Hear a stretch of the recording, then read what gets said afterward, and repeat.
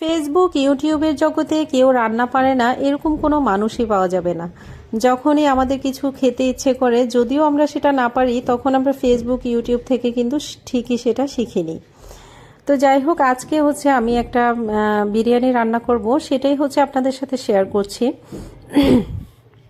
এখানে প্রথমে আমি বড় বড় টুকরো করে মাংসগুলো কেটে নিয়েছি। দেন এখানে আমি আদা বাটা দিয়ে দিলাম, রসুন বাটা দিয়ে দিলাম, লবণ দিলাম, মরিচের গুঁড়া দিলাম, অনেকটা জিরার গুঁড়ো, গরম মশলার গুঁড়ো, দারচিনি, তেজপাতা, আর হচ্ছে দিয়ে দিচ্ছি কাচ্চি বিরিয়ানি রান্না করব সেটার মশলাটা দিয়ে দিলাম। পুরোটা মশলা এখানে আমি অ্যাড করিনি, কিছুটা মশলা রেখে দিয়েছি। দেন এখানে আমি অনেকটা পেঁয়াজ কুচি দিয়ে দিয়েছি। তারপর হচ্ছে এখানে তেল দিয়ে দিলাম, আর দিয়ে দিচ্ছি হচ্ছে গোলমরিচের গুঁড়া, আর দিলাম এখানে জয়ফল জয়ত্রীর গুঁড়া। আমার কাছে মনে হয় বিরিয়ানির এই মশলাটার মধ্যে স্ট্রং যে জয়ফল জয়ত্রীর ফ্লেভারটা থাকা দরকার সেটা পাওয়া যায় না। তো সবসময় আমি বিরিয়ানি রান্নার সময় এক্সট্রা করে জয়ফল জয়ত্রীর গুঁড়াটা দেওয়ার চেষ্টা করি। দেন হচ্ছে এখানে আমি একটু হাতটা ধুয়ে পানিটা দিয়ে এটা একদম লো আছে হচ্ছে আমি মাংসটা রান্না করে নিব। কাচ্চি বিরিয়ানিটা আসলে সবাই হচ্ছে একদম কাঁচা মাংসটাই বসিয়ে দিয়ে রান্না করে, তো আমি যেহেতু ওইভাবে রান্না করি না, সেজন্য আমি অনেক পানি দিয়ে হচ্ছে এটা রান্না করি না। একদম হালকা পানি দিয়ে হচ্ছে লো আছে এটাকে রান্না করে নিই, এতে করে টেস্টটা খুব ভালো আসে। দেন আমি এখানে চালটাও ধুয়ে এক সাইডে রেখে দিয়েছি। তারপর হচ্ছে আমি কাচ্চি বিরিয়ানির সাথে আলু যদি না হয় তাহলে তো একদমই চলে না। এখানে আলুতে আমি একটু লবণ আর একটু ফুড কালার দিয়ে আলুটাকে ফ্রাই করে নিচ্ছি। আলুটাকে আমি একদম ঢাকনা দিয়ে হচ্ছে অনেকক্ষণ ধরে লো আঁচে আলুটাকে একদম সেদ্ধ করে ফেলবো এই ভাজার মধ্যেই। এই যে আমার মাংসটা হালকা আঁচে দিয়ে আমি রান্না করে নিচ্ছি, এখন ফুটে এসেছে, অনেকটাই পানি বের হয়ে গিয়েছে। এ পর্যায়ে আমি একটু নেড়ে চেড়ে আবার হচ্ছে এটাকে ঢাকনা দিয়ে ঢেকে রেখে দিব।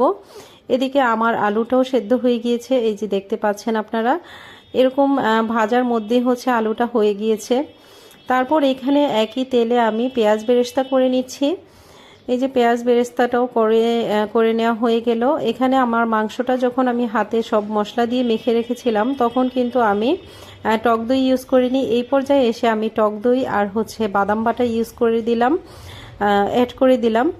আর হচ্ছে সব কিছু দিয়ে এখন মাংসটা প্রায় হয়ে এসেছে। এদিকে আমি চালের থেকে ডাবল পানি নিয়ে কাচ্চি বিরিয়ানি যে গোটা মশলাটা থাকে সেটা দিলাম, আর বিরিয়ানি যে কিছুটা মশলা আমি রেখে দিয়েছিলাম সেটা দিয়েছি, লবণ দিয়েছি, কাঁচামরিচ দিব, আর হচ্ছে এখানে আমি লেবুর রস দিয়ে দিয়েছি, আর হচ্ছে ভাজা যেই পেঁয়াজ বেরেস্তার তেলটা ছিল সেটাও দিয়ে দিলাম।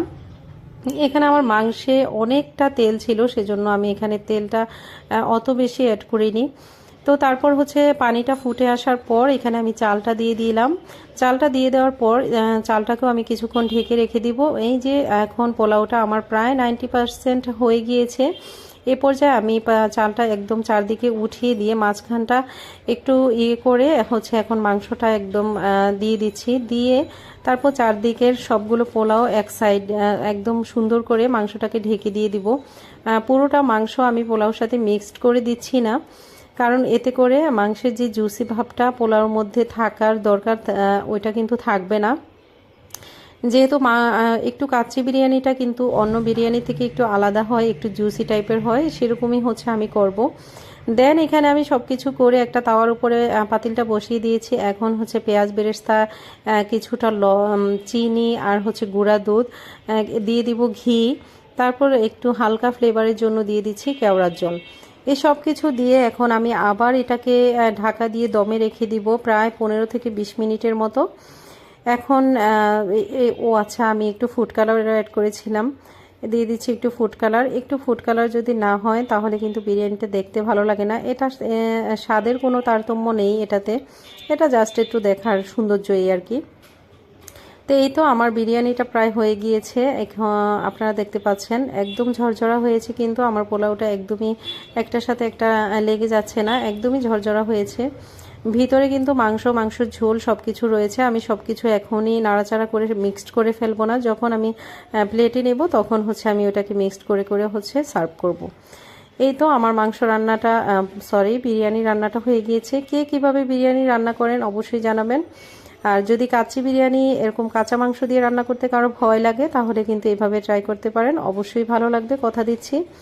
তো যাই হোক, আজকের মতো এখানেই বিদায় নিচ্ছি। সবাই ভালো থাকবেন, আল্লাহ হাফিজ।